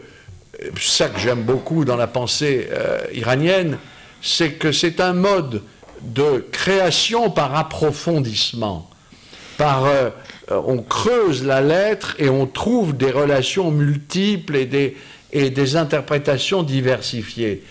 L'interprétation est infinie. Il y a ce mot de Mollah Sadra que je trouve absolument splendide. Il commente une tradition attribuée au prophète Mahomet, qu'il dit « La science est obligatoire pour tout musulman ». C'est d'ailleurs commenté par Razali dans son livre, dès le chapitre 2 de Kitab al-Ilm de Ihya Ulumuddin. Et Mawlana Sadra discute d'ailleurs les interprétations de Razali, peu importe, et il dit, mais qu'est-ce que ça veut dire? Ça veut dire, non pas ce que dit Razali, d'ailleurs, mais moi je vais vous dire comment je vois les choses. La connaissance, c'est comme l'être. La connaissance, c'est comme l'être. Il ne cesse de se développer. Ça rejoint l'idée de l'être en mouvement, de l'être en intensification. Donc il dit, du berceau jusqu'à la mort, on ne cesse d'apprendre, comme on ne cesse de croître en existence, et si possible en perfection. Enfin bon, on acquiert de plus en plus de vertus. Et la science est obligatoire précisément parce qu'elle accompagne la croissance de l'être et le perfectionnement de l'homme. L'obligation n'est pas une obligation légale, extérieure, comme ça. Non, non, c'est une obligation intérieure. Et il ajoute, la science est infinie. La science est une tâche infinie. Si vous êtes un savant, eh bien vous êtes encore comme un enfant. Parce qu'il y a, on trouve ça beaucoup chez les talmudistes aussi, il y a encore tant à apprendre. Donc, il ne faut pas dire l'apprentissage c'est bon pour l'enfance et ensuite l'homme en sait toujours assez pour avancer. On trouve ça aussi chez Platon, hein, ce genre de choses. Il ne faut pas dire ça. Il faut considérer qu'on est toujours un enfant en matière de connaissance et que la connaissance ne cesse de développer. Alors c'est ça, cette idée que la science philosophique soit infinie et même que la science soit l'obligation par excellence de la vie humaine, non pas pour devenir un savant officiel ou un homme chargé d'honneur, c'est pas ça, mais parce que la connaissance est cela qui nous fait homme, ça c'est extrêmement difficile à avaler, et pourtant je pense que si on l'enseignait aujourd'hui, voilà, modestement, si on disait, bah, écoutez, vous êtes, vous, musulmans, avec des auteurs qui disent ça, et qui pensent qu'il n'y a pas mieux dans la vie que de connaître et d'être, parce que être, c'est connaître, on ne peut pas être sans connaître quelque chose, même l'imbécile dont on parlait, il a son niveau de connaissance, et on ne peut pas connaître sans être. Donc, essayez de méditer ça, et voyez si ce n'est pas préférable au fait de vous disputer sur des rituels, sur des habits, sur des manières extérieures de vivre. Juste un mot avant de passer la parole au public. Le perfectionnement de l'âme, la connaissance infinie, ça ne se réduit pas à faire carrière. Voilà. Voilà, on est bien d'accord. Voilà. Est-ce que vous avez des questions, j'imagine?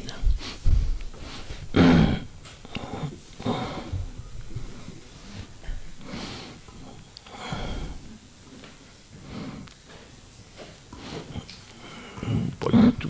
Hein, pas de questions? Non, on va être déçus.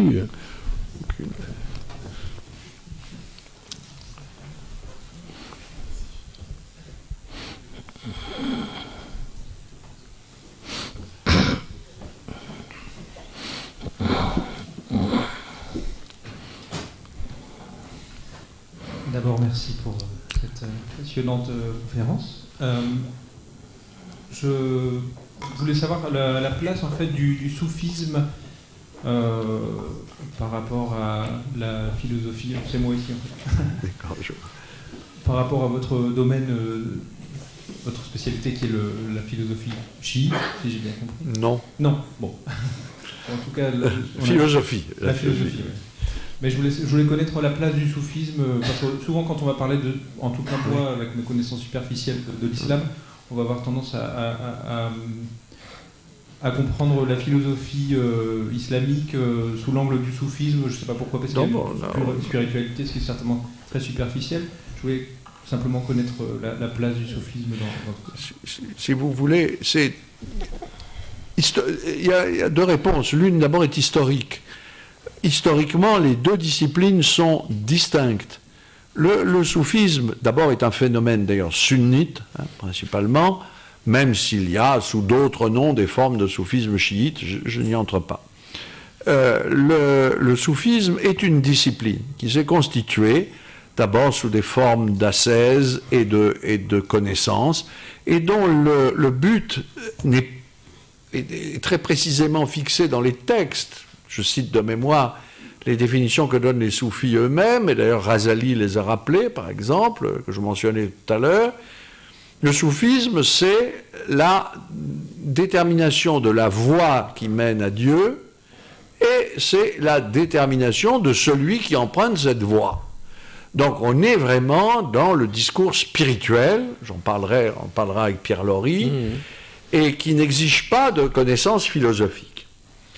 Mais dès le XIIe siècle, il y a une rencontre entre philosophie et soufisme dans la philosophie de Sohravardi, qui est sunnite, et dont je me suis beaucoup occupé, après mon maître Henri Corbin. Et à partir de là, ce lien ne se disjoindra plus. J'accorde également la plus grande importance aux commentaires philosophants et à l'importation philosophique de l'œuvre d'Ibn Arabi. Il y a, pour ne prendre qu'une des œuvres d'Ibn Arabi, qui là aussi est un océan littéraire, c'est même effrayant comme taille, pour prendre son ouvrage qui est, disons, son memento le plus connu et le plus petit de taille, mais immense par le contenu, qui s'appelle Les gemmes de la sagesse des prophètes, des sagesses des prophètes, les Fusus al-Hikam. Eh bien, cet ouvrage a connu 167, pour l'instant on en est là, mais à mon avis, il y a au moins plusieurs centaines de plus de commentaires rien qu'en Iran, sunnites et chiites, et il y a 4 grands commentaires majeurs qui d'ailleurs encadrent mon bureau, que je travaille, qui sont, 2 d'entre eux sont sunnites, 2 sont chiites, et qui sont des ouvrages majeurs de philosophie. Donc vous avez une perméabilité, et il va de soi, par exemple, qu'avec mon ami Pierre Lori, nous travaillons ensemble. Si vous voulez, on ne peut plus travailler seul. Ajoutez-y aussi le soufisme poétique. J'ai traduit modestement une centaine de poèmes de Rumi, mais un homme comme Rumi, ou même un homme comme Hafez, qui sont d'immenses figures poétiques, sont intimement liés à l'histoire du soufisme et sont liés intimement à l'histoire de la philosophie.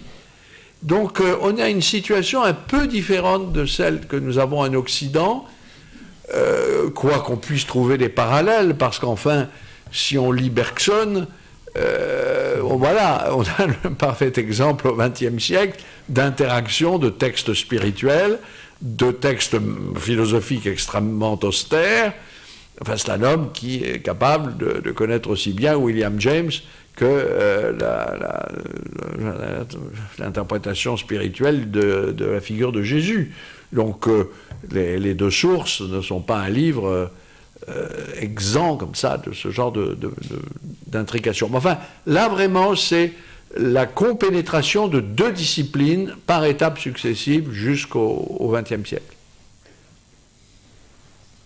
Une autre question? Peut-être sur des sujets plus contemporains, si oui, monsieur. Pardon, oui. Quelle est la vraie place de la femme dans l'islam? Qui parle? Et question accessoire, qui a inventé l'origine de l'iconoclasme entre la religion orthodoxe byzantine et la religion musulmane? Écoutez, la place de la femme est comme partout la première. Donc, je n'ai rien à ajouter à ça. Et quant à l'iconoclasme, je ne sais pas à quoi vous faites allusion, puisque l'art figuratif est si constant en islam que je ne saurais trop voir à quoi vous faites allusion, donc je ne peux pas trop vous répondre. Hein. Je ne sais pas de quoi il s'agit. Il y avait une question par là, je ne sais plus. Oui, monsieur. Ah ben oui. J'avais été frappé quand vous aviez expliqué que pour les musulmans, l'étude était nécessaire. Oui.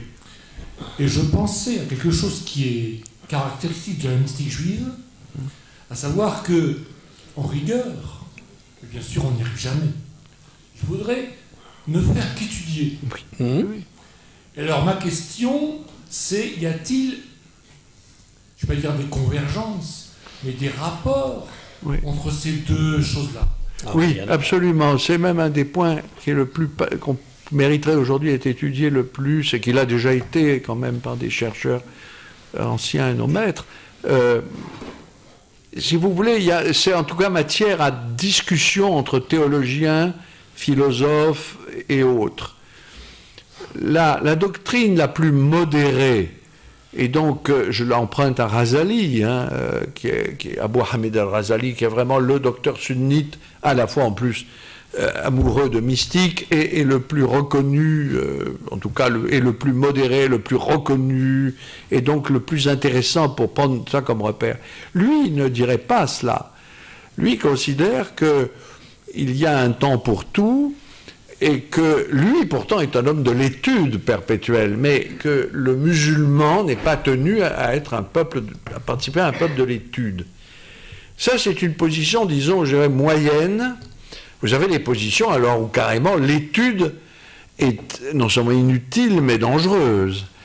Je veux dire que c'est ça qui caractérise tous les phénomènes de fanatisme actuels. Mais ou qu'elle doit être réservée à certains, et ça porte un nom en théologie musulmane, ça s'appelle al-taqlid, c'est-à-dire l'adhésion aveugle.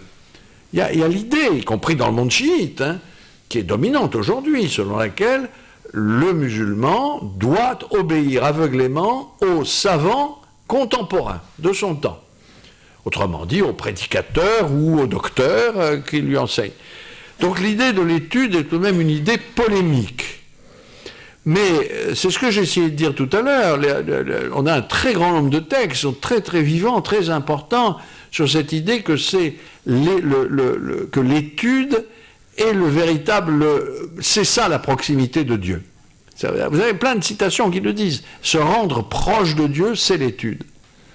D'où une véritable passion du texte, et aussi, du même coup, une valorisation de l'homme de l'étude.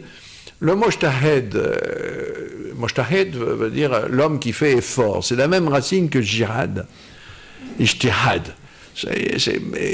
Mais ça veut dire faire l'effort d'étudier. Les mojtahed chiites, dont je connais un tout petit peu la sociologie, étaient entretenus par tout le village, exactement comme le rabbi, le savant, était, disons, on a les mêmes expressions, luminaire de la vérité. Par exemple, Mir Damad était appelé le 11e intellect. Bon, c'est beau, après les 10 intellects divins, etc. Il y a cette idée que le savant, qui étudie, pas le savant qui se repose sur une science acquise, l'homme de l'étude est le véritable ami de Dieu. Alors, il y a aussi la proximité des racines linguistiques. Celui qui étudie, c'est Tilmiz. C'est la même racine que Talmud. Donc, il y a cette idée aussi que, à côté de la mosquée, il y a le lieu de l'étude. L'étude, c'est darasa, étudier. La madrasa, c'est le lieu où on se concentre dans cette seule activité qui est d'étudier. Il y a de superbes madrasas qui sont tout autre chose que ce qu'on appelle les écoles coraniques, c'est vrai. Et c'est pas tellement le mot université qui conviendrait. Voilà, pardon, je pourrais être intarissable là-dessus, mais vous touchez un point de convergence très important. On y reviendra d'ailleurs. Une autre question ? Oui. Oui, bonjour. Encore merci pour l'excellente intervention. Je n'ai pas de connaissances philosophiques. Je reviens juste de l'Iran et j'ai été frappée dans ce pays où je trouve les personnes sont extrêmement respectueuses les unes envers les autres. Il y a un comportement homme-femme égalitaire dans la vie quotidienne, dans la rue, etc. Un comportement envers les enfants, on explique tout, on n'écrit pas, on est toujours dans l'explication. etc. Et j'étais extrêmement frappée par cette différence que j'ai vécue dans cette société, dans ce pays-là, au niveau atmosphère. Et je m'étais posé la question, c'est vrai, à un moment, l'idée vient, mais est-ce que c'est la religion qui fait que les gens sont différents, qu'il y a une instruction différente, des personnes très cultivées, je veux dire, dans tous les milieux, j'ai trouvé, on connaît les philosophes, on connaît les... On a une instruction différente à tous les niveaux. Et est-ce que c'est ça la différence de chiisme? Est-ce que par rapport à des pays arabes où je peux visiter, où je n'ai pas ressenti la même chose, là c'est le pays perse. J'ai vraiment senti une grande différence. En restant prudent, j'irai dans votre sens, mais d'abord parce que, contrairement à ce qui s'est passé, hélas, dans le monde, dans d'autres régions du monde musulman, je ne veux pas dire monde arabe, enfin bon, l'enseignement lui-même a conservé, par exemple, la philosophie en classe terminale. L'Iran est, avec la France, un des rares pays où il y a d'enseigne la philosophie. Mais surtout, ça c'est un peu important, mais c'est un peu secondaire. Mais surtout ce que vous disiez, tous ces auteurs qui sont, pourtant, se disent eux-mêmes khas ou khas à la khas, l'élite de l'élite, qui ont travaillé dans l'étude réservée dans des lieux fermés, comme une yeshiva fermée, la madrasa de Mollah Sadra, qu'on peut visiter, hein, qui est superbe à Shiraz, était un lieu réservé aux étudiants, et pas des étudiants qui avaient le droit de s'inscrire n'importe comment, etc. C'était reçu par le maître. Et bon. Mais leurs noms, leurs œuvres, leurs modes de pensée sont partout, à divers degrés. De même que si vous êtes allé, enfin je ne sais pas où on en est maintenant, parce que la société se transforme horriblement, mais vous rentriez dans une maison de thé, un chaykhane, et vous aviez couramment les gens qui récitaient des milliers de vers, ils savent par cœur. Moi je m'appuie beaucoup sur les savants iraniens, mais aussi sur les savants égyptiens, qui a ce type de tradition aussi en Égypte, qui peuvent, je me souviens de mon ami Osman Yahya, qui de mémoire pouvait me dire, parce qu'il fallait vite que je trouve une référence, où se trouve telle citation d'une Arabi, chapitre 316 des Fotohat, tome 4, etc. Bon, quand vous savez que ça fait dans l'édition à peu près 50 volumes, vous dites, bon, il m'a épargné une recherche, c'est ça. Et j'ai beaucoup parlé avec les savants iraniens de l'art de la mémoire, que je ne suis incapable même d'acquérir une miette de ça. Et donc ce sont des sociétés où la science et donc la philosophie est pratiquée par une élite, mais connue de tous, avec des jours fériés pour les philosophes, hein, vous avez vu, il y a des avenues, c'est à peu près comme un jour férié pour Descartes. Bon. Voilà, bon. Donc une sacralisation du philosophe. Mais est-ce que c'est dû au chiisme? Non, je ne crois pas. Je crois que c'est dû à la culture. Vraiment à la culture, à la manière dont ces peuples se sont cultivés aussi avec la philosophie. C'est pour ça que je parlais de la dimension éthique du combat contre l'ignorance. Il manque encore, d'ailleurs en français, suffisamment de livres sur la dimension morale des philosophes et même des poètes. On apprend cet art de vivre dans Sanaï, dans la littérature traditionnelle. Voilà. Vous le verrez peut-être si vous voyez le film Nemoye Nazdik, Close-up de Kiarostami, c'est bourré de cela, alors que c'est un film très simple, mais qui porte sur la nostalgie de cette culture. Et c'est ça qui est indépendant par ailleurs de la Révolution et de toutes ces choses-là. Encore quelques questions. Oui, non? Mais je voulais reprendre, parce que vous disiez, oui, je passe pour être spécialiste du chiisme. J'ai aussi écrit un livre, Qu'est-ce que le chiisme, avec mon ami Amir Moïsi, qui est la plus grande autorité vivante, si je peux dire, dans ce domaine. Mais j'insiste toujours sur la neutralité de la philosophie, non pas sur la neutralité des philosophes, mais de la neutralité, mon enseignement, en particulier aux hautes études, alors je fais rire le président de l'école à qui j'ai dit 10 fois, mais c'est pas un cours de chiisme, il me dit allez, bon, racontez pas de blagues, et d'ailleurs ici nous aimons les chiites et tout, nous sommes très contents, bon, je sais pas des blagues de garçons de bain comme ça qu'on se faisait entre nous, mais j'insistais bien cependant sur cette neutralité, c'est-à-dire, et même neutralisation des conflits, parce qu'aujourd'hui ça peut avoir des effets considérables. Évidemment, ça a un premier effet qui est de ne pas attirer les gens sectaires. Moi, j'ai des élèves et chiites et sunnites et rien du tout. J'ai des élèves juifs, des élèves chrétiens, des élèves matérialistes, de toutes sortes.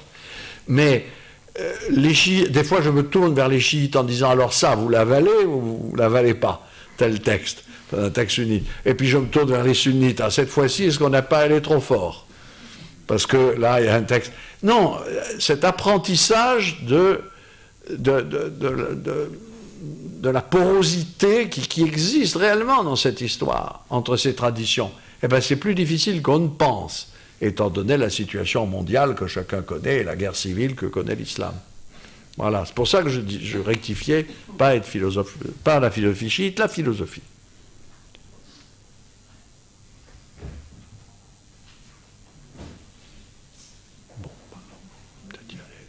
Encore une question? Oui?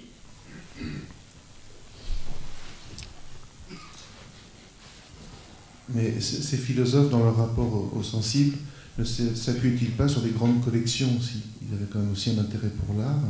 Oui. Certains. Et je pense aux armoires à sagesse, par exemple. Oui. Et je disais tout à l'heure, sur le plan, disons, la grande ligne, sur le plan moral, et ce dépouillement du sensible en direction de l'intelligible, mais ça n'est qu'un schème directeur. Le sensible est, en revanche, l'image de l'intelligible. Et par conséquent, ça n'est pas contradictoire. On assiste à une valorisation du sensible, voire de l'imagination, en tant que miroir de l'invisible. D'où ceci que, mais votre question nous entraînerait évidemment très loin, mais c'est très important. Moi, j'ai dirigé je suis un peu pédant de dire ça, enfin, dirigé des travaux, en particulier d'étudiantes iraniennes, portant sur les fondements philosophiques de l'œuvre d'art. C'est capital. Non pas que les artistes qui ont conçu ces œuvres, encore une fois, représentatives, véritable iconostase en islam, permanente, constante. Ça n'est pas que ces artistes aient été des élèves de philosophes, non, ils ont leurs propres écoles, etc., et leurs propres doctrines. Mais qu'il y a une convergence. Simplement, le monde sensible, c'est le monde que vous avez dans les images. Si vous voulez comprendre ce qu'est la beauté du sensible, il faut le voir dans la lumière de l'image en islam. C'est pour ça que j'insiste beaucoup sur l'importance de l'image en islam. Voyez-vous, et donc c'est une image évidemment transfigurée. Les animaux, par exemple, l'art animalier est admirable. L'art représentant l'homme, y compris le prophète, parce que ça c'est encore une idiotie qui va se répétant partout qu'on n'a pas le droit de représenter le prophète, ce qui est absolument faux. Il y a beaucoup de représentations du prophète, de Ali, etc., de tout, de savoir où, quand et par qui.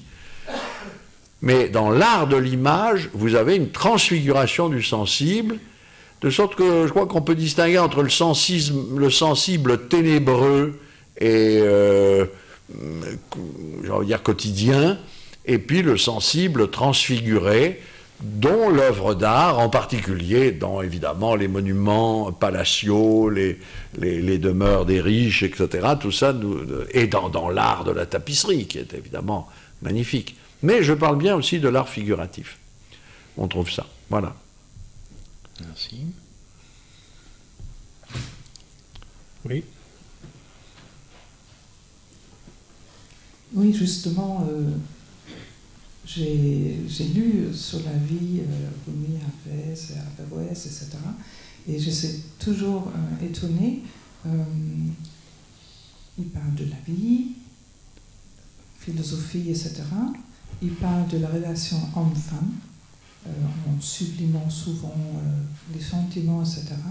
Par contre, effectivement, je n'ai peut-être pas assez lu, mais je n'ai pas trouvé sur la famille eux-mêmes. N'ont pas eu des enfants ou...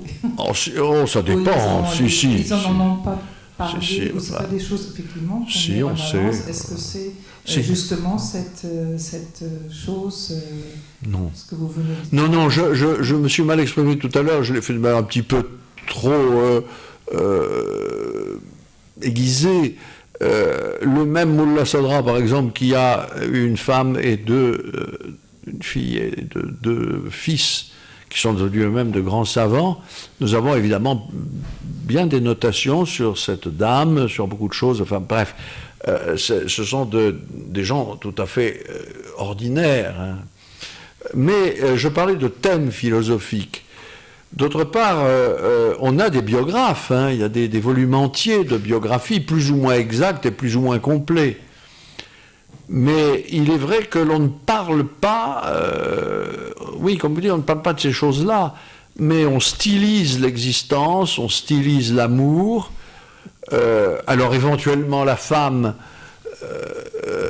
ou l'aimé, avec le fait, là il y a une différence entre l'arabe et le persan, parce qu'en arabe il y a une différence de genre, en persan il n'y en a pas.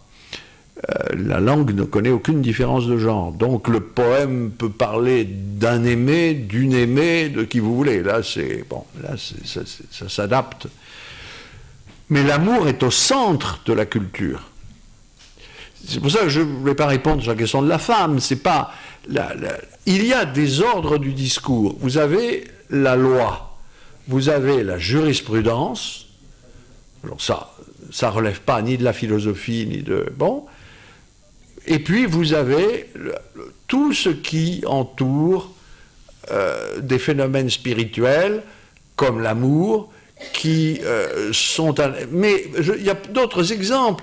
Dernièrement, j'ai écouté le meilleur spécialiste de l'art musulman, M.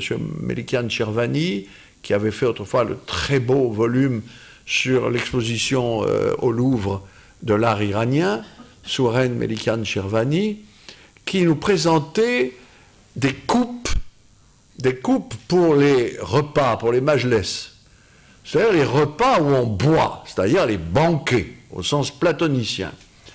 Et il y avait les noms des imams, au fond. Alors une dame assez religieuse et bien pensante dit, mais enfin comment se fait-il qu'on ait pu mettre le nom du prophète et des imams dans des coupes manifestement impies où on buvait du vin à plus...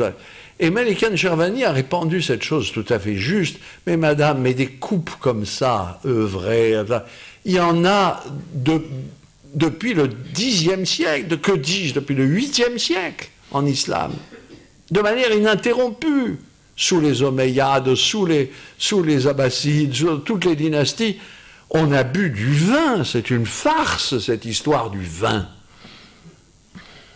Les gens buvaient le prince se servait de vin, les types, des fois même ils en avaient assez, parce que chaque repas c'était...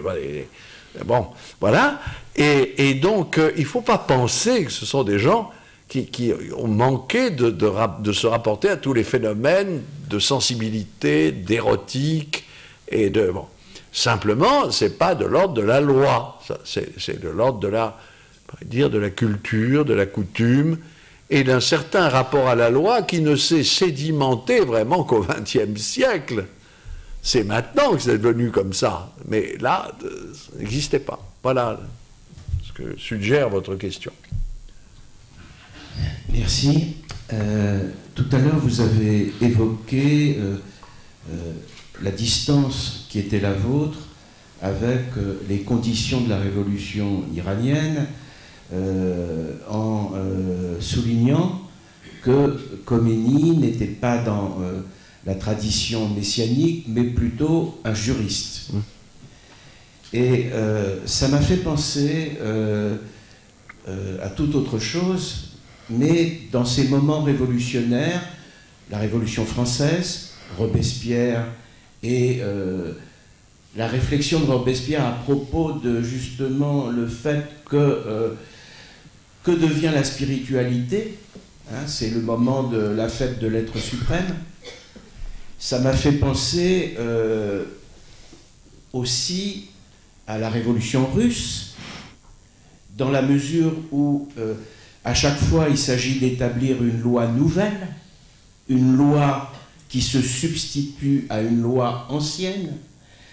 Et est-ce que, deux questions, peut-être, que je hasarde, est-ce que Khomeini ne s'est pas trouvé dans cette situation d'avoir à instaurer une loi nouvelle, et que la deuxième question, c'est la réflexion que vous avez entre l'État et la spiritualité, entre les nécessités de l'établissement de l'État à un moment historique donné et je dirais la délicatesse qu'exige la spiritualité. Oui, c'est deux sujets centraux, vraiment. Pour Khomeini est l'héritier de tout un courant dont l'origine est au XIVe siècle, mais je ne vais pas me mettre évidemment à faire l'histoire maintenant.